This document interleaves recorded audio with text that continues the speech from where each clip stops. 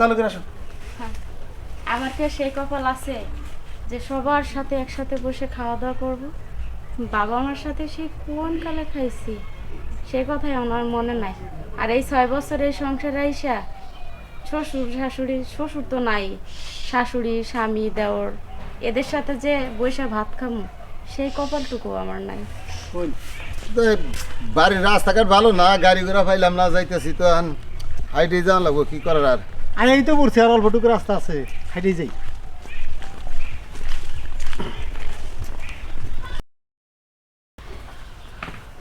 কি ব্যাপার কান্তা সুখে?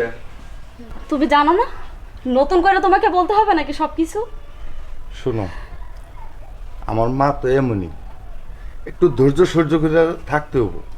আর কত, আমি তো একটা মানুষ, আর কত ধৈর্য ধরবো তুমি বলতে পারো? আর তুমি কি বলতে চাও আমি ছেলে হয়ে মার সাথে বেদবি করবো? জীবনেও করতে পারবো না। আমি তো জানি যে তুমি কখনো তোমার মাকে কিছু বলতে পারবে না, কিন্তু ন্যায় অন্যায় বলে তো কোনো কথা আছে। মার পক্ষে তো একটা কিছু বলতেও তো পারো।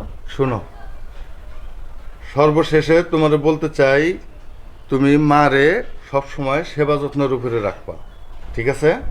ঠিকই আছে। আসলে কি জানো, আর যদি আমার বাবা বড় লোক হতো তাহলে আমার শাশুড়ি মানে তোমার মা আমাকে মাথায় তুলে নাচতো। আমি গরিব ঘরের মেয়ে, তার জন্য আমার পরে এরকম অত্যাচার করে।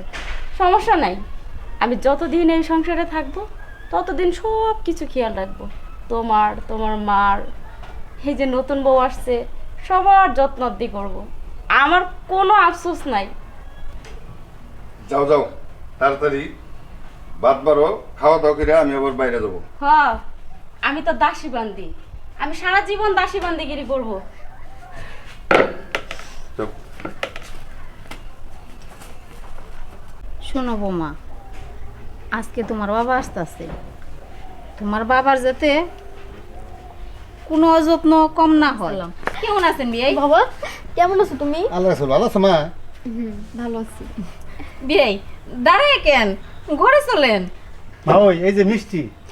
এই সবের আবার কিসের দরকার আছিল? দেখছেন? আচ্ছা ঠিক আছে বে। আসেন ঘরে আসেন।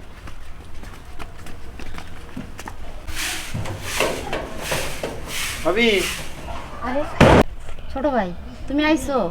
তোমার শ্বশুর সেই কোন সময় আইছে? আর তুমি কই গেছিলা? আমি একটু বাজারে গেছিলাম। বাজারে গেছিলা?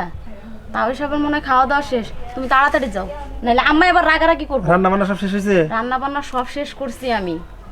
আচ্ছা তুমি আসো ভাবি, তাহলে চালু করে আসো। না ভাই, হ্যাঁ, তুমি তো জানোই যে আমি যদি এখন খাইতে যাই আমার রাগ করবে। আরে আমরা সবাই মিলে একসাথে খানা খামো। ভাই না ভালো, যাও, আমি কাজ শেষ করে তারপর আইতেছি। তুমিও তো এই বাড়ির সদস্য নাকি? আমি সদস্য, কিন্তু তোমাদের মতো সদস্য না। তুমি ভাবি আসলে দুঃখ নিতেছো মনে। চলো আসি সবাই মিলে একসাথে খামো, চলো। না না, আরে যাও। আসো আসো, চালু করে আসো।